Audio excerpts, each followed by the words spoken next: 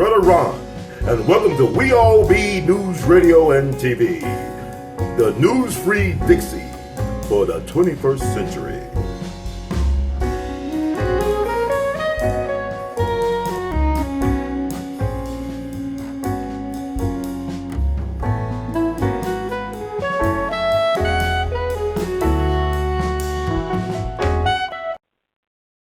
Yeah, I mean, it's I don't, man, it's a.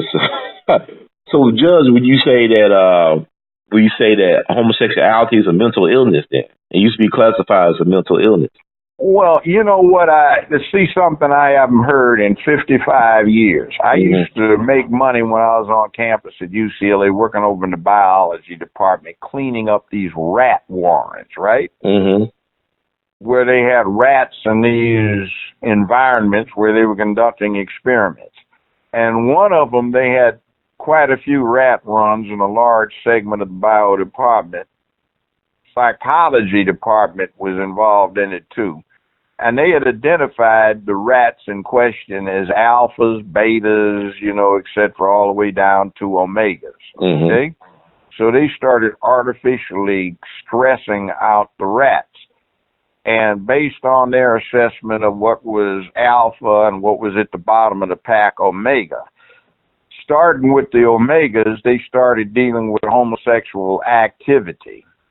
And then as it got more and more stressed, it worked up the ladder until they got to, never to the alpha group, but at least halfway through the pack, they were engaged in more and more homosexual behavior, and their conclusion was it was a built-in population control device, something like these lemmings. They're rodents that overpopulate Scandinavia. Mm-hmm. And when the crowd gets too big, what they wind up doing is they all jump off a cliff and swim out to the middle of the ocean and drown. And it leaves just a few ones that didn't go swimming left, and that reduces the population. So they were saying the gay thing was a population control device that got brought out more and more in times of stress. I remember they did this thing about Greece. They had a bad homosexual problem in Greece. Mm-hmm. And I distinctly recall the analysis. Greece does not have good farmland. So it is a stressful thing trying to support a large population. So as a form of birth control, when a man had a wife or a mistress or a girlfriend, instead of doing regular sex, they would do anal sex so the woman wouldn't get pregnant. They'd only do vaginal sex if they were trying to get her pregnant because they wanted a family thing, an heir or whatever they were trying to do. Mm-hmm. On the other hand, what happened is because they were so attuned to anal sex, what went on was the boys would do boys, and it just transferred over, and that took the strain off of dealing with male-female, which had a chance of what the hell, I don't want the booty tonight, I want the nookie tonight, Wow. So it was a population control device. Rome, interesting enough, Rome is known for its licentious behavior. Mm-hmm. But most people don't know that during Republican Rome and during Imperial Roman times, it was a capital offense to engage in homosexuality. It was a death penalty. People just flaunted it, but it was against the law. But nowadays, you have that group that would have flaunted it anyway, but they are approved, so you double the number. I've read statistics that say you have about 4.2% of the population naturally being homosexual men, and the women, I think it's 4.6 or something like that. I've read somewhere around there. That's not the range, the total range, but that's my average. I average out what they said. And then they added that when you approve of homosexuality, the numbers double. So that would mean you'd have about 9 going on 10% of the males in the population would practice homosexuality, and about that many women, which would make it 20% of the population if everybody did it. if it was those who could restrain themselves, but from social approbation didn't, then you'd have about 9% of the population. But the media make it like it's half the population doing it. Yeah. And like, I grew up in L.A., and I was back there 15 years, lived out there, worked in Hollywood for a long time. The only way you'd see as much homosexuality as you see in the movies, openly, like they have in the movies, is if you went down and walked through or drove through the Boys Club, which was a section of Santa Monica Boulevard from La Cienega till you get to Beverly Hills. And that's the Boys Club, and all of these clubs had names like the Flaming Rage or the Fiery Roar or stuff like that. I always wanted to put rage in it. Everything, they being a rage about everything. Wow. But you know, they have a right to do that. It's just not the thing to be spreading around. Well, you talk about population control. What do you think about this surge of interest in abortion bans? From Alabama, that's a setup. The religious right has sponsored that, and they don't think it's realistic, but what they want to do is make it so bad that they can be sure that somebody will challenge it and it will get in front of this Supreme Court so they can get a reversal of Roe v. Wade. Now, I don't really think Trump's additions are going to be for overturning Roe v. Wade, but I can see that Obama's 2 Catholic lesbian appointments might be. Now he didn't do it well. He could have gotten anybody he wanted in for his first 2 nominations. Did he nominate a black man to offset that scoundrel Clarence Thomas? No. He nominated 2 Catholic lesbians. Wow, it's interesting. Also, what do you think about? I mean, I know you value free speech. Your thoughts about the so-called social media ban on Louis Farrakhan and Alex Jones and other ridiculous. That's what I just said earlier this evening.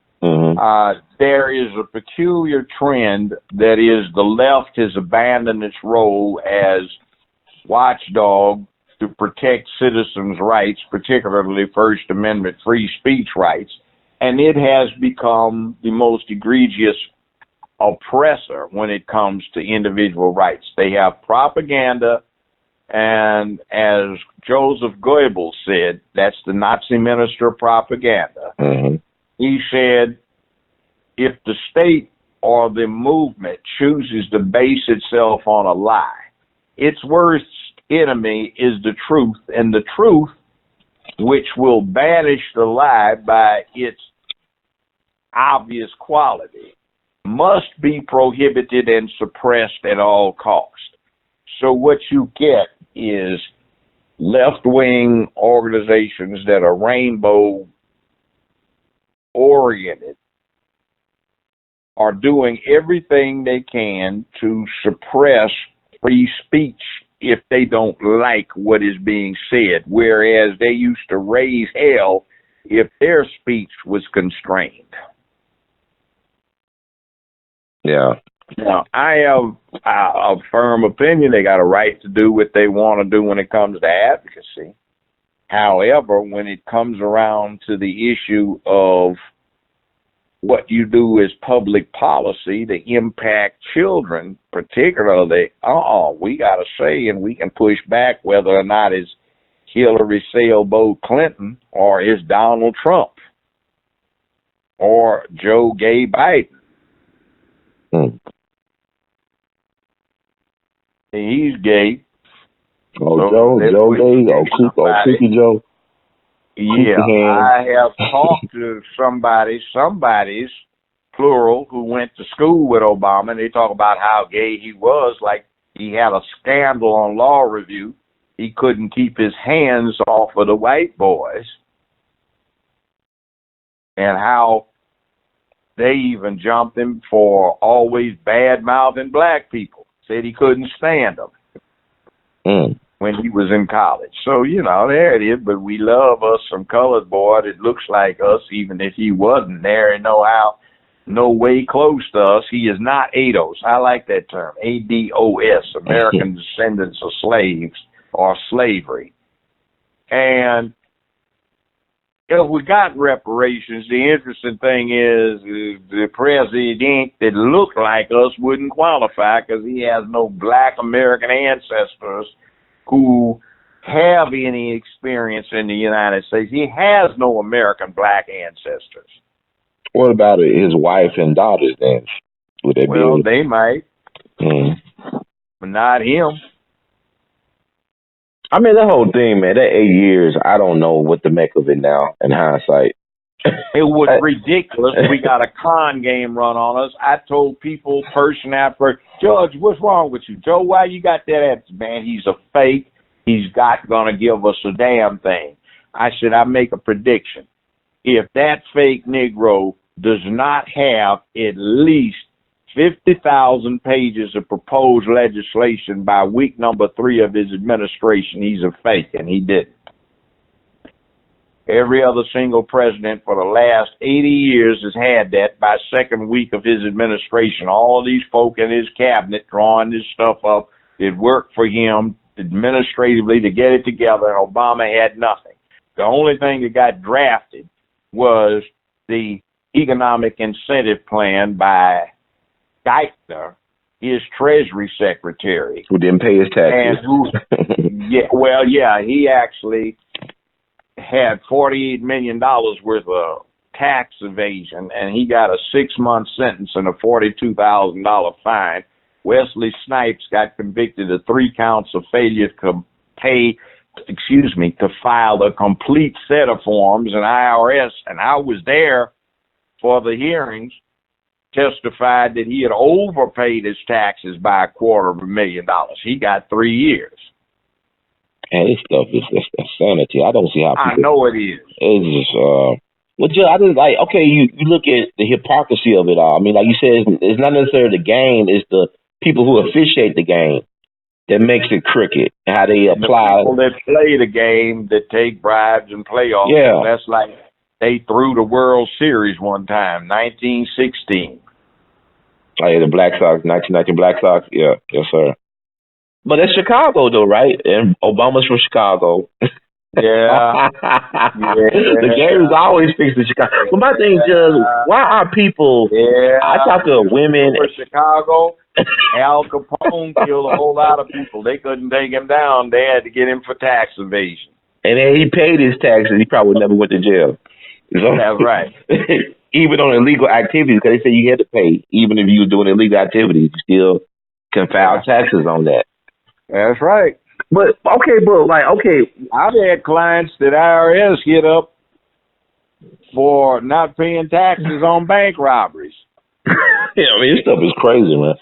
Oh, yeah.